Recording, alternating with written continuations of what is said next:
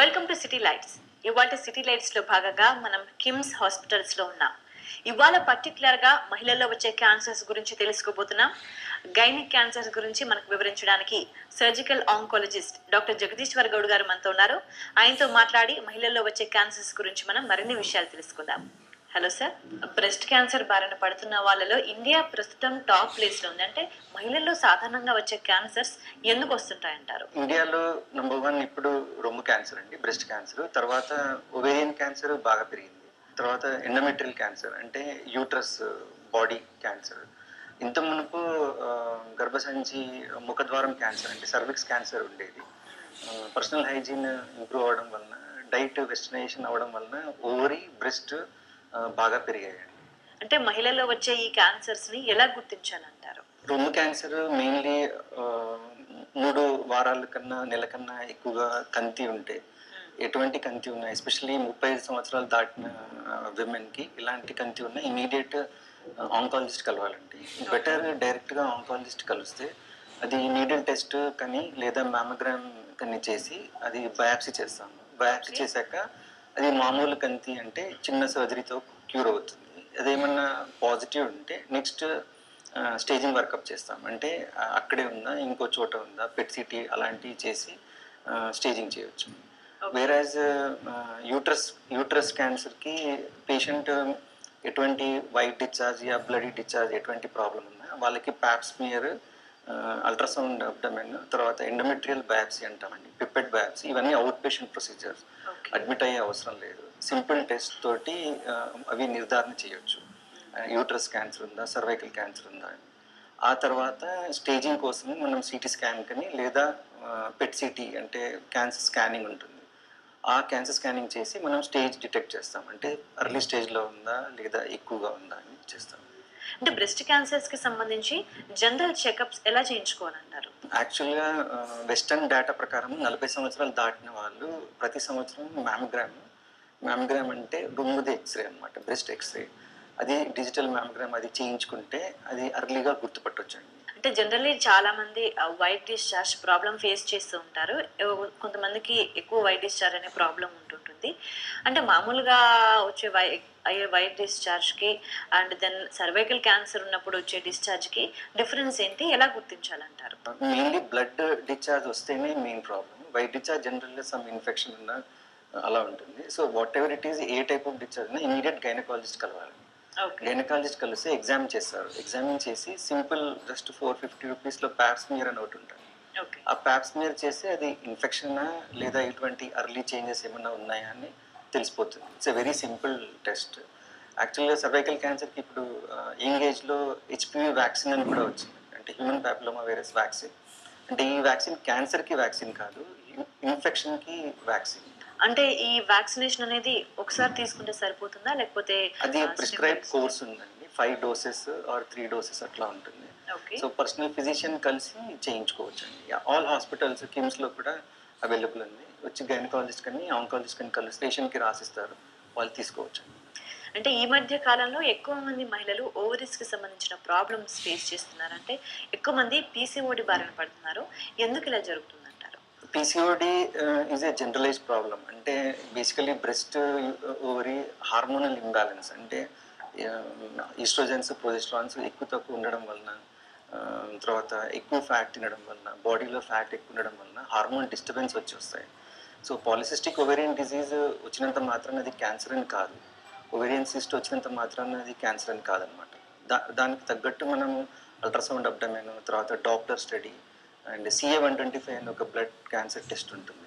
ఇవి చేయించుకుంటే అది క్యాన్సర్ సంబంధించిందా లేదా మామూలు ఓవేరియన్ సిస్ట్ అని తెలుసుకోవచ్చు. యూజువల్గా రిప్రొడక్టివ్ ఏజ్ గ్రూప్లో ఓవేరియన్ సిస్ట్ రావడం common.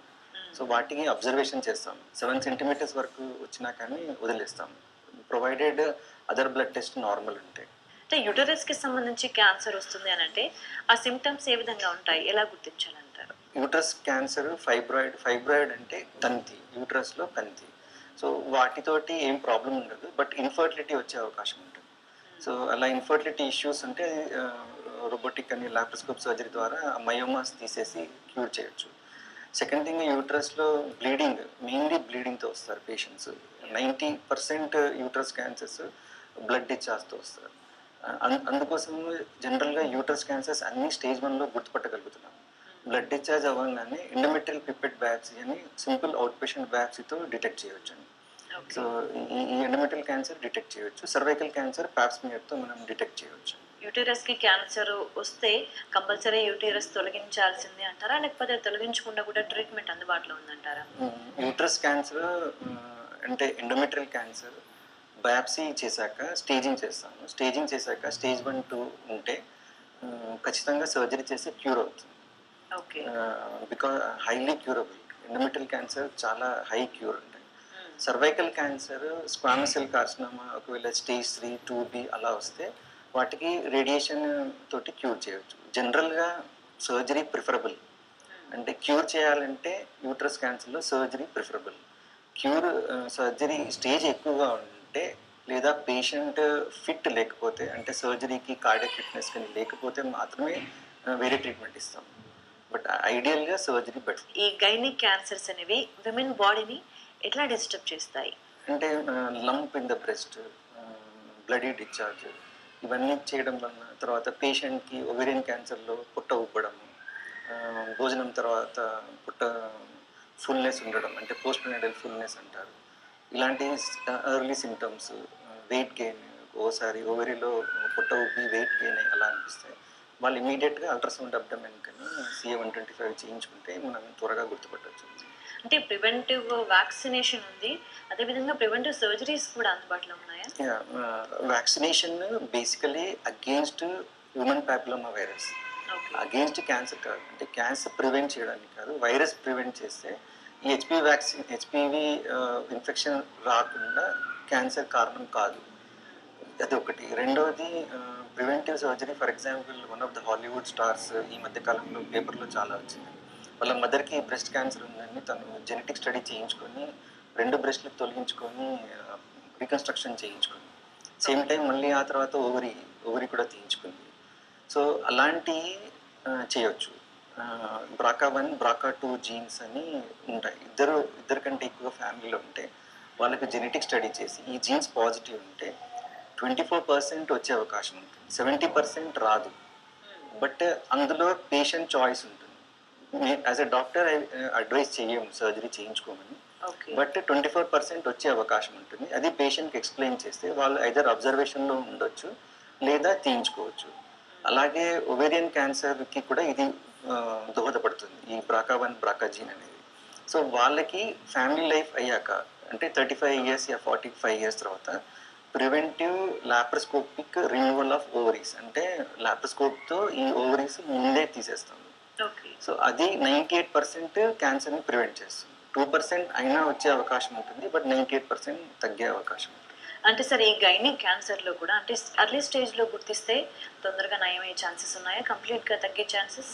Breast cancer, ovarian cancer, endometrial cancer stage 1లో almost more than 90% cure rates ఉన్నాయి. ఇప్పుడు పేషెంట్స్ మనం చూస్తున్నాం మోర్ దెన్ 10 ఇయర్స్ 15 ఇయర్స్ కూడా అలైవ్ ఉన్నారు ఈ క్యాన్సర్స్కి. ఎస్పెషల్లీ ప్రాపర్గా డిటెక్ట్ చేసి ప్రాపర్గా స్టేజ్ చేసి సర్జరీ చేస్తే పేషెంట్కి డెఫినెట్గా బెనిఫిట్ అవుతుంది. ఆ సర్జరీ చేశాక ఆ టిష్యూని మనం హార్మోన్ స్టడీ కానీ ఇవన్నీ చేసుకొని కీమోథెరపీ ఇవ్వాలా హార్మోన్ థెరపీ ఇవ్వాలా డిసైడ్ చేసి క్యూర్ చేయవచ్చు అండి. మోర్ దెన్ 95% క్యూర్ రేట్స్ ఉన్నాయి. గైనిక్ క్యాన్సర్లో రివల్యూషనరీ ట్రీట్మెంట్స్ ఉన్నాయి, ఖచ్చితంగా క్యూర్ అయ్యే ఛాన్సెస్ చాలా ఉన్నాయి. అంటే బ్రెస్ట్ క్యాన్సర్లో ఎన్ని స్టేజెస్ ఉంటాయి?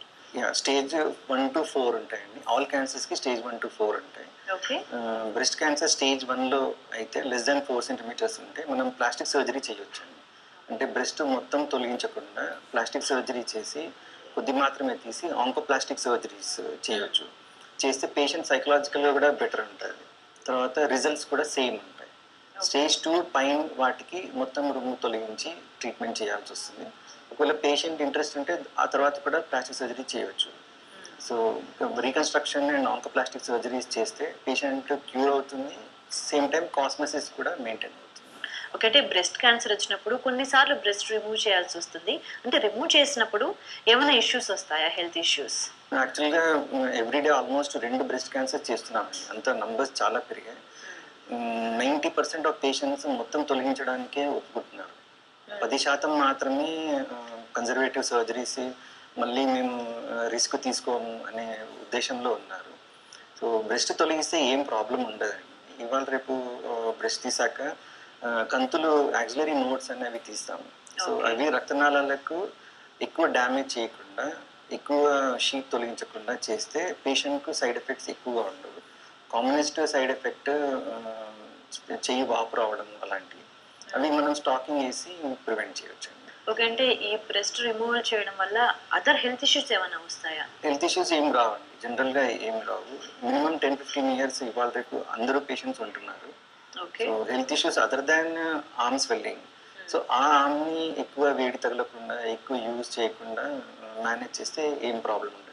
అంటే మామూలుగా యూటరస్ తీసేస్తే మహిళలకి ఎర్లీ ఏజ్లో తీసేస్తే కాంప్లికేషన్స్ వస్తుంటాయి. వాళ్ళ కాల్షియంకి సంబంధించి కానివ్వండి, హార్మోనల్ ఇంబాలెన్స్ కానివ్వండి. అంటే ఎట్ ద సేమ్ టైం బాడీలో క్యాన్సర్ కణాలు ఉన్నప్పుడు ఇంకా ఎటువంటి ఇబ్బందులు వస్తాయి? క్యాన్సర్ కణాలు ఉన్నప్పుడు యూట్రస్ ఖచ్చితంగా తొలగించాలి, అందులో డౌట్ ఏం లేదు. సో ఏ సర్జరీ అయినా కొద్ది మాత్రం సైడ్ ఎఫెక్ట్స్ ఉంటాయి. ఓకే. యూట్రస్లో క్యాన్సర్ ఉన్నప్పుడు సర్జరీ చేస్తేనే ఖచ్చితంగా క్యూర్ అవుతారు.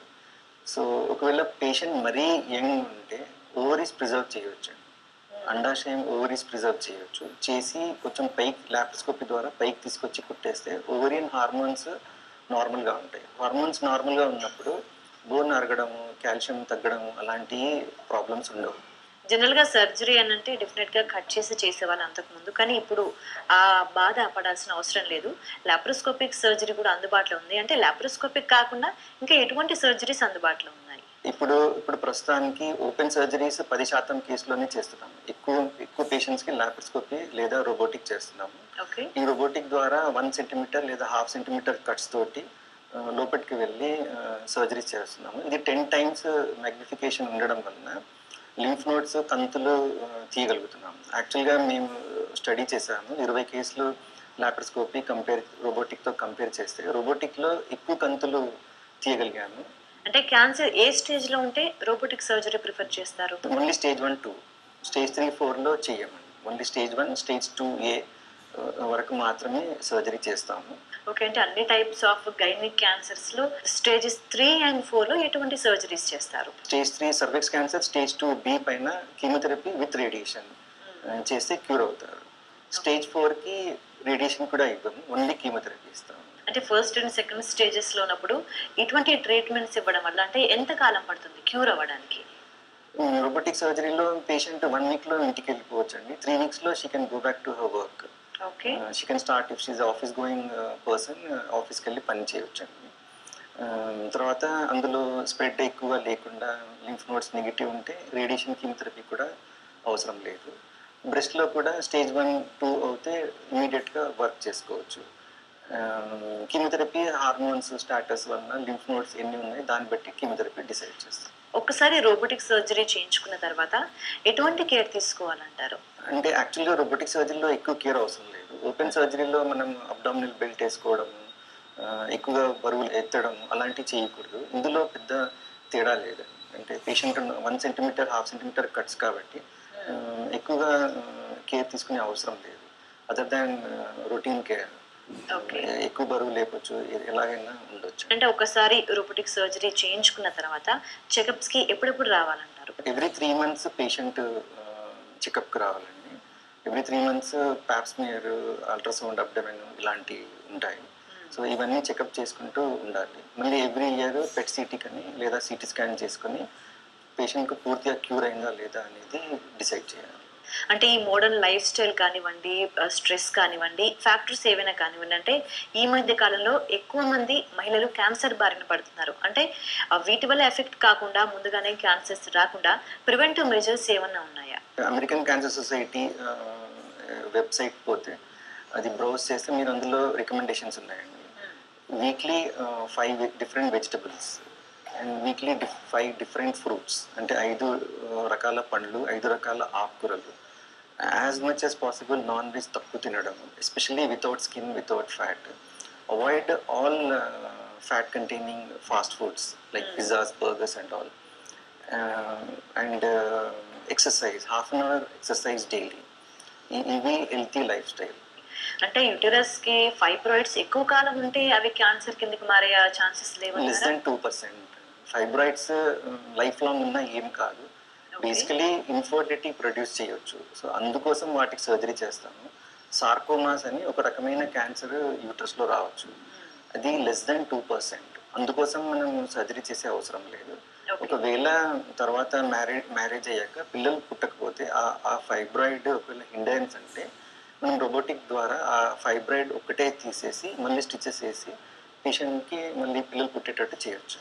నా పేరు మణిమ సార్, నల్గొండ నుంచి వచ్చాను నేను.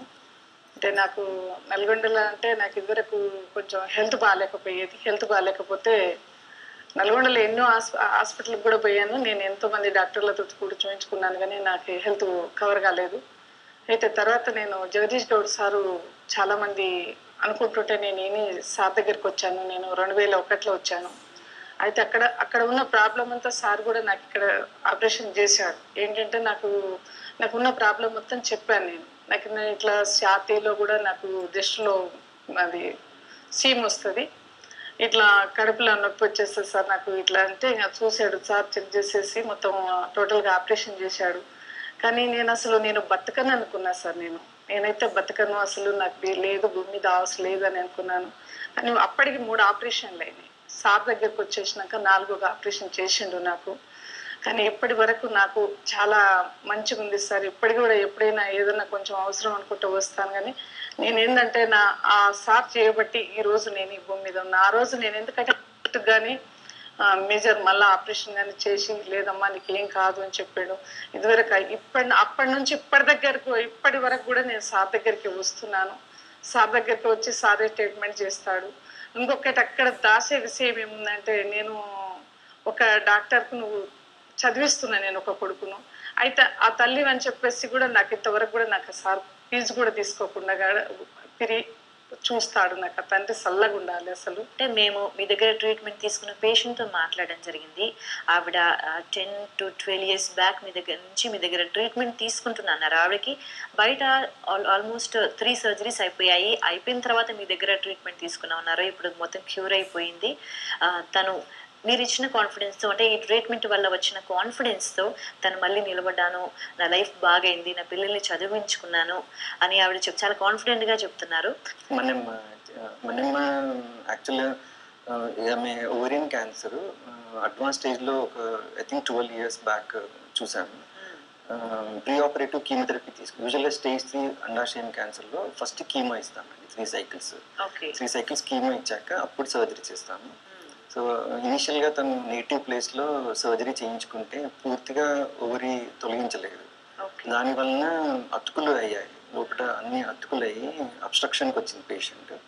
కానీ కీమోథెరపీ ఇచ్చి తర్వాత కొంచెం అబ్స్ట్రక్షన్ రెడ్యూస్ చేశాక సర్జరీ చేసి స్టేజింగ్ ల్యాప్రోటమీ అని యూట్రస్ చుట్టుపక్కల లింఫ్ నోడ్స్ అన్నీ తీసాము.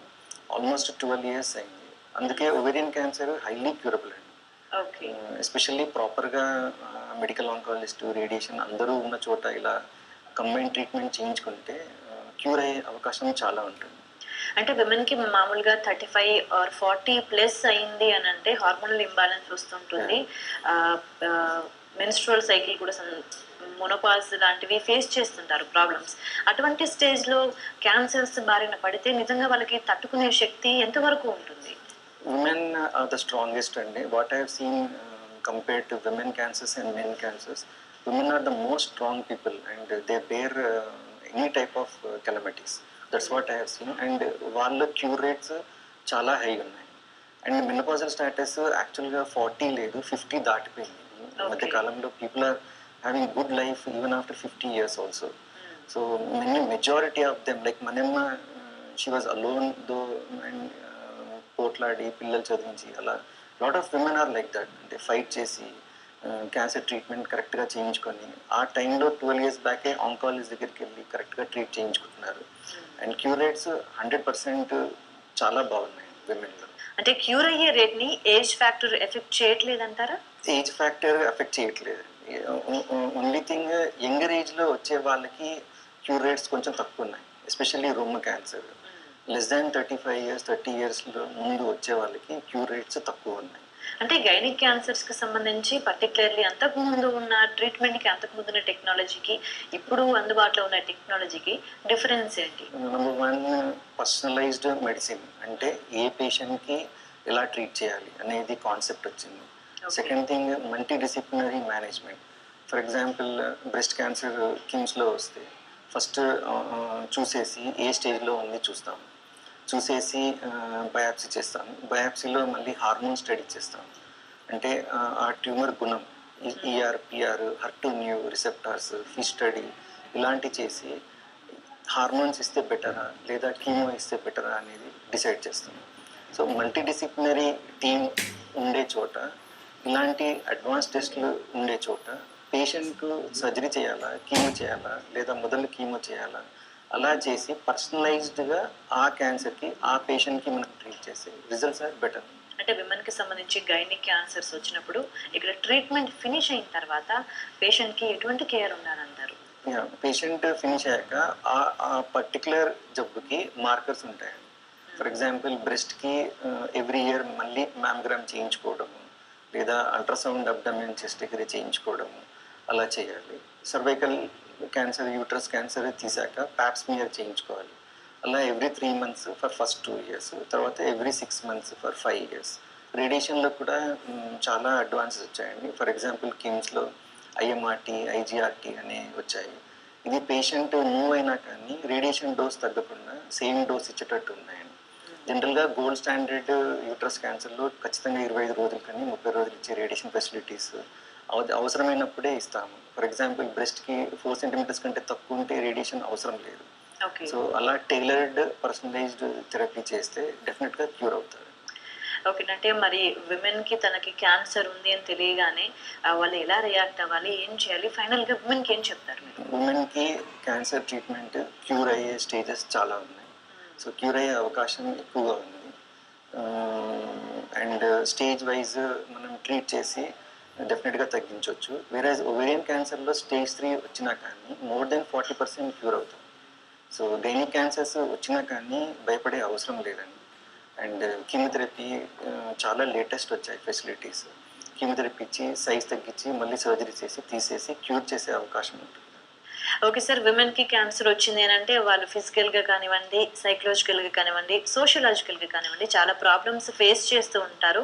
కానీ మీరు చెప్పిన విషయాలన్నీ విన్న తర్వాత విమెన్ కి ఒకసారి గైనిక్ క్యాన్సర్స్ వస్తే భయపడాల్సిన అవసరం ఏమీ లేదనిపిస్తుంది. చాలా విషయాలు చెప్పారు, చాలా అవేర్నెస్ తీసుకొచ్చారు. Thank you so much sir. So much. Okay, చూశారు కదా డాక్టర్ జగదీశ్వర్ గౌడ్ గారు చెప్పిన విషయాలు. మహిళలకు ఎటువంటి క్యాన్సర్ వచ్చినా భయపడకుండా కిమ్స్ హాస్పిటల్కి వచ్చి చక్కని ట్రీట్మెంట్ తీసుకోవచ్చు. ఇది వాటి సిటీ లైట్స్. చూస్తూనే ఉండండి.